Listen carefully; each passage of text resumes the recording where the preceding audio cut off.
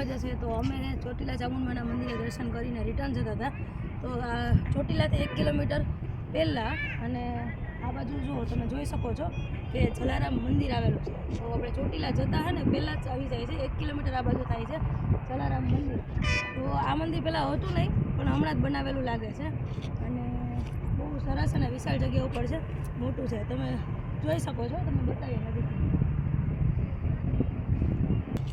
અને હજી એનું કામકાજ લગભગ ચાલુ જ છે, કેમ કે અમે પેલી સાઈડ ગયા હતા તો ત્યાં દરવાજાઓ બંધ છે અને આ એક દરવાજો ચાલુ છે, એટલે કામકાજ કદાચ ચાલુ હોય.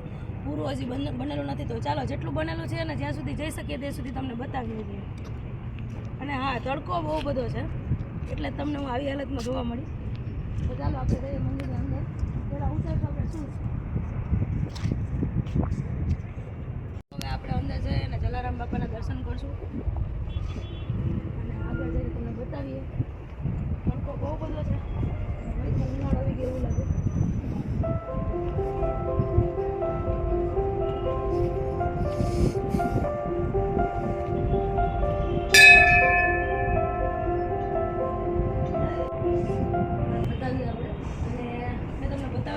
ખોડલધામમાં જે રીતે કોતરણી કામ હતું એ જ રીતે મંદિરની દિવાલમાં કોતરણી કામ છે. હજી બને છે, આખું બનેલું નથી પણ જેટલું બન્યું એટલું બહુ મસ્ત છે. અને તમે જોઈ શકો છો અહીંથી આ ચોટીલા સામે ચોટીલામાંનો ડુંગર દેખાય છે. તમે જોઈ શકો છો ચોટીલામાંનું મંદિર દેખાય છે. ત્યાંથી 1 જ કિલોમીટરની દૂરી ઉપર આવેલું છે જલારામ મંદિર. તો જ્યારે તમે ચોટીલા આવો ત્યારે આ મંદિરના દર્શન કરવાનું ભૂલતા નહીં. ને સામે ભોજનાલય પણ છે, તમે જોઈ શકો છો. જેમ આપણે પરબધામમાં છે, ખોડલધામમાં છે, એ જ રીતે અહીંયા પણ છે. સામે જો ચોટીલામાં દેખાય છે ડુંગરમાં, તમને ઝૂમ કરીને બતાવીએ. જાજુ દૂર નથી, ચોટીલામાંના મંદિરથી બહુ નજીક છે. 1 કિલોમીટર અથવા 1 કિલોમીટરથી ઓછું થાય છે. તો જો બસ ત્યાંથી આપણે ખાલી 1 કિલોમીટર આ બાજુ આવવાનું છે. અને અહીંયા પણ વિશાળ પાર્કિંગ છે, 4 વ્હીલ 2 વ્હીલ બધું રહી જાય. મેઇન રોડ ઉપર જ આવેલું છે આ મંદિર.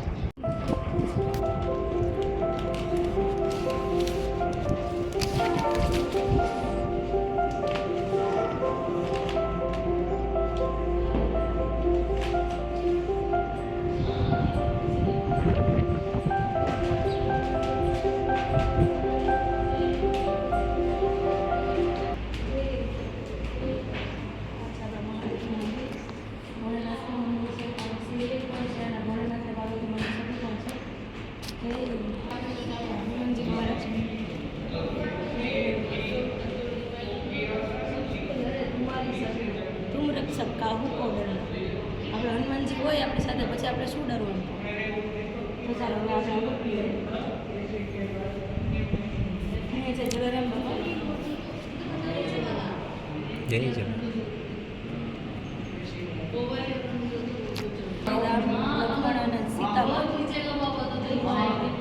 ये इधर रुकने का है, एक कमरे में 4 व्यक्ति रुक सकते हैं, 24 ग्राम का अच्छा आपका प्रेम નું પ્રતીક અધ્યક્ષ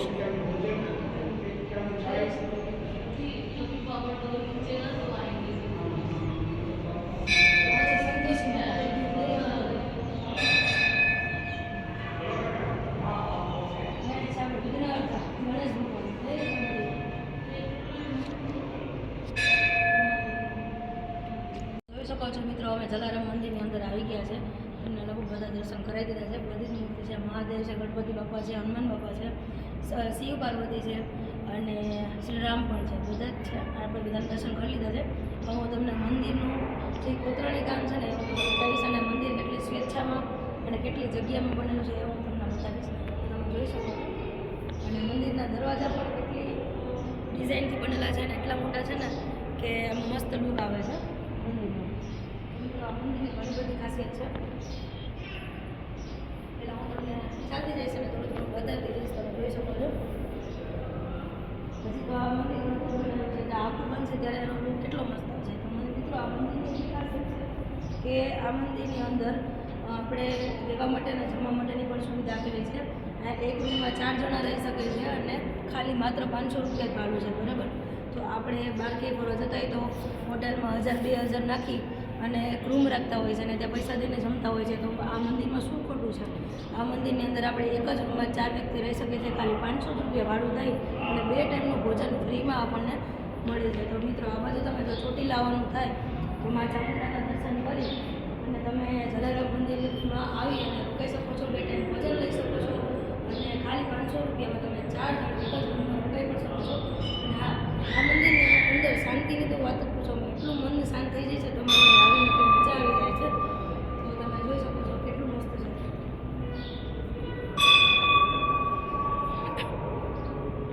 છે ભોજનાલય. આપણે અહીંયા જલારામ બાપાના દર્શન કરીએ અને અહીંયા સામે તમને દેખાય છે એ છે ભોજનાલય. તો અહીંયા 12:15 કેટલા વાગ્યા સુધી દિલીપ છે? 2:15 વાગ્યા સુધી પ્રસાદી બપોરે ચાલુ હોય છે. તો આપણે પ્રસાદી લેવા માટે જઈએ છીએ. દર્શન થઈ ગયા છે. જો મિત્રો, આ ભોજનાલયની બહાર રાધાકૃષ્ણની કેટલી મસ્ત મૂર્તિ છે. સરસ દર્શન કરી શકીએ આપણે. એનો વ્યૂ બહુ સરસ છે. આ છે આપણું જલારામ મંદિર અને આ છે આપણો મેન હાઈવે. તો ચાલો આપણે પ્રસાદી લઈ આવશું. મિત્રો, આપણે જલારામ મંદિરની અંદર આવી ગયા છે, દર્શન કરી લીધા છે અને મેં તમને જણાવ્યું એ પ્રમાણે ભોજનાલય. તો ભોજનાલયની અંદર પ્રસાદી લેવા માટે આવી ગયા છે. તો હું તમને બતાવું છું પ્રસાદીમાં કેટલી જાતનું હોય જમવાનું. તો કોબી બટાકાનું શાક છે, દાળ છે, ભાત છે અને રોટલી છે. અને હવે આપણે પ્રસાદી ટેસ્ટ કરીને જોશું કેવી છે. જેમ આપણે પરબધામમાં કરી દઈએ એમ જ. ભગવાનની પ્રસાદીમાં કોઈ કમેન્ટ જ ના કરવાની, સરસ જ હોય, મજા આવી.